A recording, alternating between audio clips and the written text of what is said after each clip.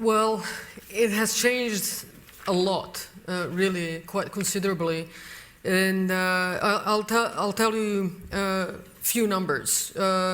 Basically 10, 11 years ago, 2012, the unemployment in Serbia was above 25%. Youth unemployment was above 51%. We had basically a huge problem with rising public debt. We had a huge problem with the budget deficit, and it just seemed as though Serbia is not moving in the right direction. Then political changes happened. Current President Aleksandar Vučić in 2014 took over the government as the Prime Minister. I joined the government on his invitation in 2016, right straight from the private sector, so I wasn't in the politics, but I saw that he's doing good things for Serbia, and I wanted to be part of it. I wanted to help out. Today, Serbia's unemployment is at about 9%. We have been in the past 7 or 8 years proclaimed by the Financial Times as the world leaders in FDI attraction compared to the size of our economy. We have, in the past 10 years, created over 450,000 jobs. And IT sector became the fastest growing sector of our economy, to the point that in 2021, that's the latest data that we have, in 2021, every second new job created was in the ICT sector. So it really is something that came out of our belief in investing in people, in education, in research and development, and building on something that all of us in the region have, and that is traditionally strong STEM education. But we thought that we should put all of our eggs into that basket and really change Serbia in order to make up for all of the lost time in the 90s, early 2000s. And the change has been unbelievable. It has been amazing. I'll also tell you, the average salary literally doubled in the past 10 years.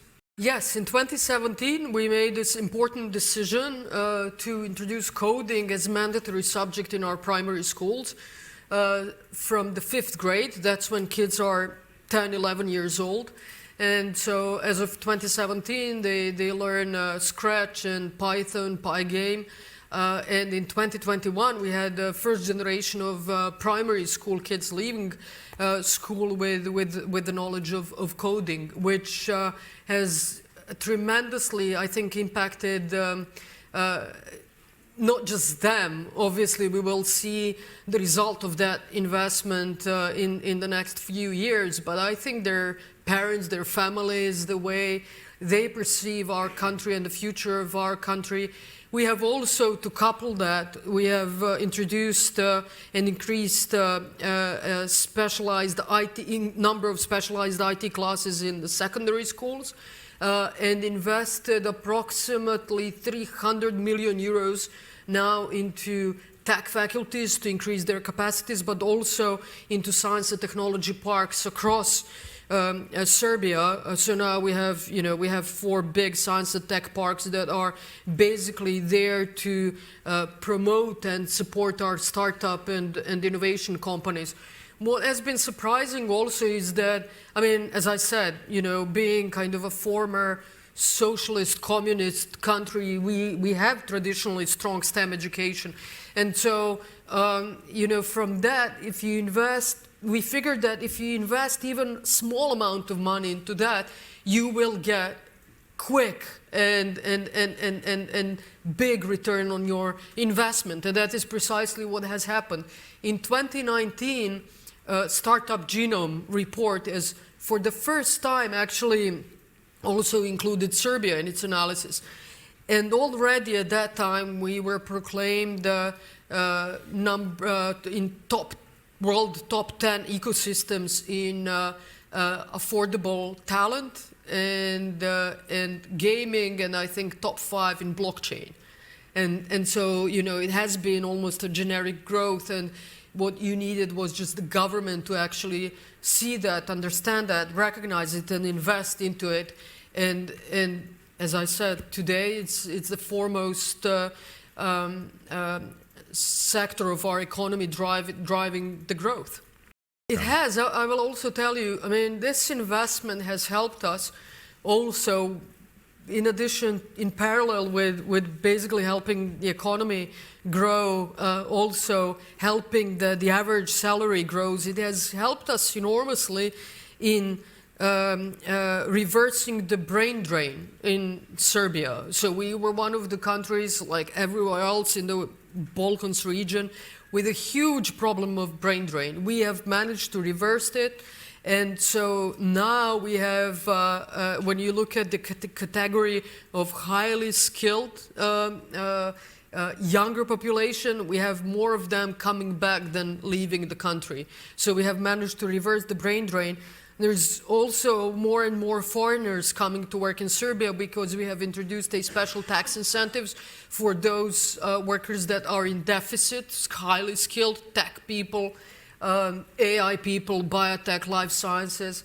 And so we have more and more of them coming.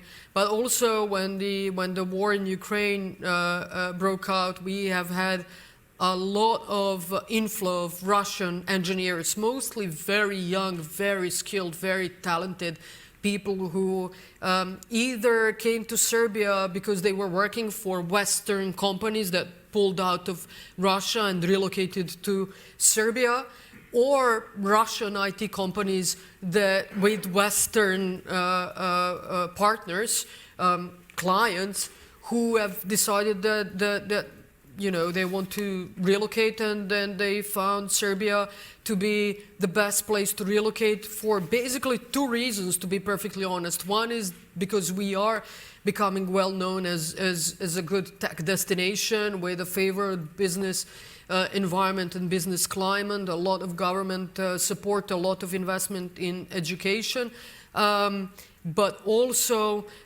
because I feel that they did not feel welcome elsewhere. Although these young people are mostly really Western oriented, you know, very well educated, against the war. And that is, you know, something that is, I think, lost for Europe, is that Europe did not feel, that they did not feel welcomed in Europe, but it's a good thing for us, and they brought a lot of knowledge that otherwise we couldn't actually create ourselves, or not quick enough. I would not say that it was a balancing act as such, although it may seem so. It was more of the fact that we needed to, to catch up on all of the lost opportunities and all of the wasted time, and to do that, for a country like Serbia, you need to be open for all of the investors and all of the investments and all of the capital to come in and build the country. And so we were very open, as you have said. Our economy is actually, in that respect, when you look at kind of geopolitics, quite diversified. I would say if you look at, for example, our #1 partner in trade in goods is Germany, by far. The strongest partner and the biggest investor in Serbia. When you look at trade exchange in services, it's the United States. But the biggest exporter from Serbia is a Chinese company that acquired our copper mill. So it is very diversified. But it wasn't purposefully, and it never was a balancing act. It was just openness of our economy and our country to benefit from the capital and investments for the benefit of our people. And I think it was, you know, a smart and pragmatic policies that we pursued. Now, whether is it getting more difficult? Absolutely. I mean, the world is becoming more and more complicated and more complex place, and it is getting more and more polarized, and it is quite difficult.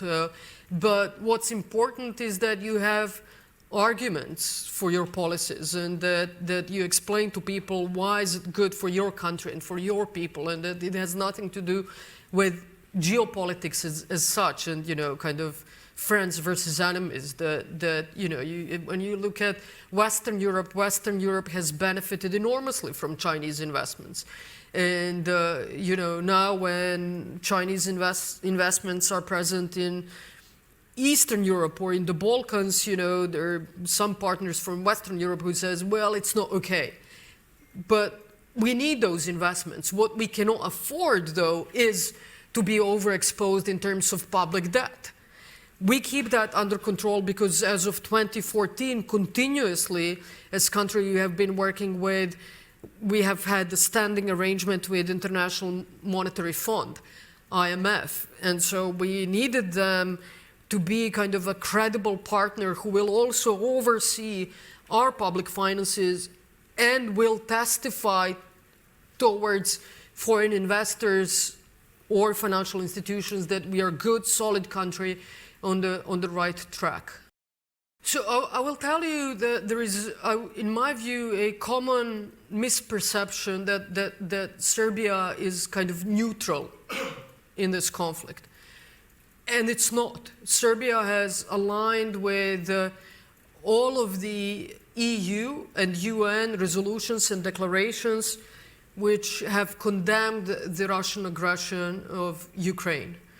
Why? Because we think that it's a clear breach of international law, you know, the attack against other sovereign nation, and that there is a kind of sanctity of territorial integrity of internationally recognized countries that cannot be breached under any circumstances. So in that respect, in terms of values, we are 100% aligned with our EU partners. Sanctions are different because we have been subjected to sanctions back in the 90s. Our people feel strongly against sanctions because our view is that sanctions do not actually diminish countries' capacity or willingness to wage the war, that they hurt those most vulnerable within a population or a country. But we also have to say our people feel frustrated because the territorial integrity of Serbia has been breached. And the double standards is something that puts Serbia into a specific situation. So in terms of our relationship to the Russian Federation, yes, we did not want to introduce sanctions, but you know, we have clearly said that, you know, we condemned the aggression, and we were one of the first countries actually in Europe to come out officially, publicly, to say that we are not going to ever recognize the results of the 4 referenda that took place in Ukraine, in Donetsk and Lugansk, that for us, we are not going to recognize it. So, you know, that is something that certainly is impacting, obviously, our relationship with the Russian Federation. But the problem with the world that I see is that in the polarized world, you can't even be neutral, you know. So we're not neutral, but it's either you're fully for or fully against, you know, for someone or against someone. And we have aligned in values, but in terms of sanctions, we do not believe in those sanctions. We've never supplied weapons to either Russian Federation or Ukraine since the aggression started in February 2022. We have quite a strong military industry. Again, traditionally, back from the times of the former Yugoslavia. We sell ammunition mostly, but we sell it to the recognized end users. But that does not include Russian Federation or Ukraine. It is a very difficult process. It is a very emotional process for us. But that is something that has also changed in Serbia with, thanks to, in great part to the President Aleksandar Vučić, who said, listen, we need to have an internal dialogue on this and we need to focus on the future. We owe this to the generation that are coming after us, to the younger generations. And we want to try and find mutually acceptable compromise with Pristina. And 10 years ago, almost exactly to date, actually, it was yesterday, it was 10 years ago since the signing of the first agreement on normalization between Belgrade and Pristina, is also known as the Brussels Agreement. Now, the backbone of the Brussels Agreement was the establishment of the Community of Serb Municipalities, and that was basically the only thing that Pristina needed to do.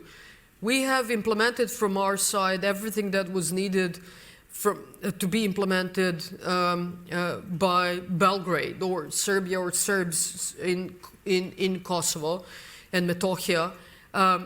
But to date, Pristina still did not form the Community of Serb Municipalities. And so that is, to me, the biggest obstacle for any other agreement. So now we had good discussions, difficult but good discussions, both in Brussels and Ohrid in March. But again, the first thing is the full implementation of the first agreement on normalization, and that is the establishment of the Community of Serb Municipalities. So not to bore this, this group, this meeting, this panel with the details.